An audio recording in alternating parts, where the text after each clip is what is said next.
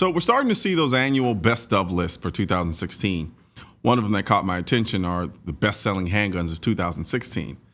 And I thought we should kind of sort of run through the list and let you know my thoughts. This first list comes from the financial website Motley Fool for the best-selling handguns of 2016.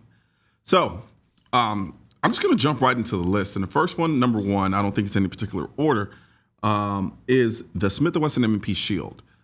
Basically what they said is Smith & Wesson M&P Shield, which was introduced in 2005, is a lightweight concealable pistol, which is encased in a polymer frame. The shield comes in 9mm, 40, 45, and is widely used by law enforcement and military personnel. Shield is often praised for its slim profile, ergonomics, ease of use, and overall accuracy. As a striker-fired pistol, it lacks a protruding hammer in the back, making it easier to conceal carry. As far as this is concerned, I'm actually carrying a M&P Shield right now.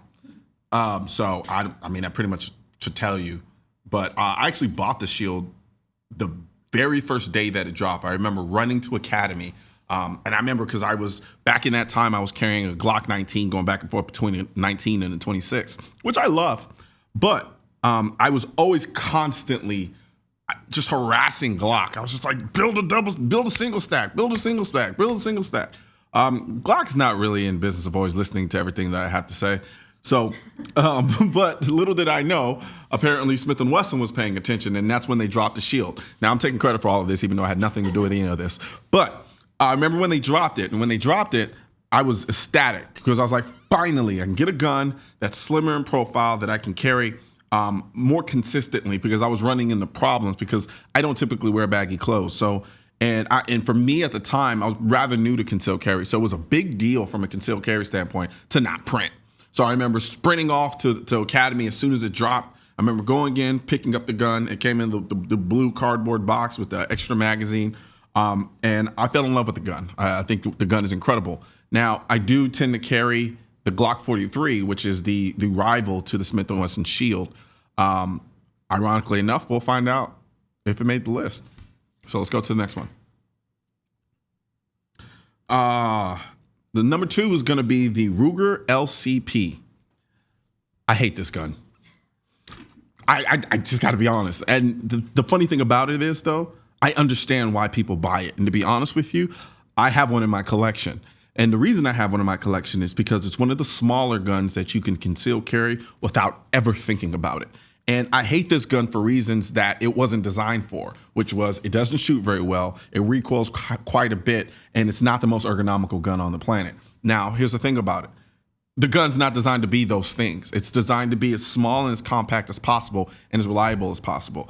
And the LCP that I have does exactly what I need it to do. It's a pocket gun. You take it, put it in your pocket, put it in your cargo shorts, whatever the case may be. It's supposed to disappear, deep concealment. So that's why a lot of people buy these guns and continue to buy these guns. And so though I hate it from the objective standpoint in that I hate the way it shoots and I hate the trigger, it is still a great gun for what it's designed for.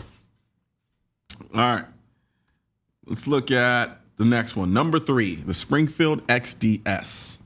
Now, this gun is underrated, and it's underrated largely due to the fact that it came out too late.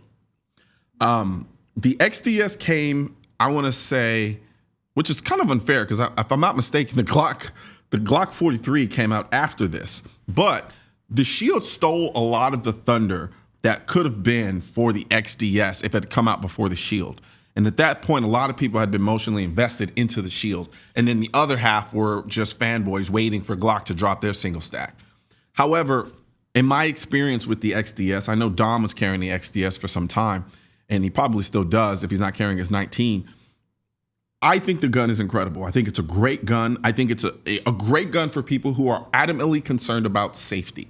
Not saying that any gun without these features that I'm about to mention aren't safe. For people who are really, really drawn to guns that have a lot of physical safety features, the Springfield XDS is that gun for those people. And it's usually people who are new to carry. The thing about the Springfield XDS that I think a lot of people will have who are concerned about overt safety is the grip safety at the back of the gun, which will not allow the gun to fire unless you have a really good grip on the gun. So it kind of guards against the kind of negligent discharges that may happen with, say, reholstering, or if the gun is outside of a holster now in your hand, getting snagged on something of that sort. And then it still has the typical safety features of every other gun: chamber indicator, the trigger safety guard, all of those things. So for individuals who are new to guns, who are just like, I want a gun with safeties, the Springfield XDS is your gun. All right. And the 6 Hour P938. I had this gun. I still have it. I don't shoot it very often. I actually saw someone run this gun in a course one time, which was very impressive. And it's one of those guns that if you are a diehard 1911 fan, which I'm pretty sure that's the bulk of the people buying this gun, you will absolutely love this gun. I love my 1911s, but I am not a diehard 1911 guy. So I'm not one of those people that's like, I've got to carry a 1911. However, what I will say is that this gun is a shooter. It is one of the more accurate, smaller guns that I've actually come across. Now, and if price isn't too much of an issue, this is the gun that most people would get in place of the LCP.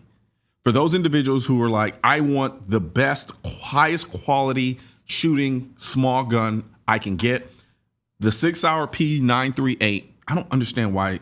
I just hate saying P938. It doesn't seem fluid. Anyway, this is the gun that these people typically get because it's such high quality. And so, in number 5, and boringly so, of course, the Glock 19. I'm about had it up to here with the Glock 19. Sure, I carry it myself. I love the gun. It just doesn't seem to want to go anywhere. It's still here. It's still one of the highest selling guns you could possibly purchase. I'm honestly hoping at some point it gets knocked off its pedestal. For no other reason than just me wanting to see something else being touted as the greatest gun of all times. Now, granted, I have several 19s, so I'm kind of a hypocrite in that regard. But the 19 is by and large it is the gold standard. And it will continue to be one of the highest selling guns from here on out until somebody knocks it off its pedestal. If that were ever happen, I don't know. We'll find out soon enough. So that's going to be it for this show today. Please join us again tomorrow for another awesome and wonderful episode of Seeing Live.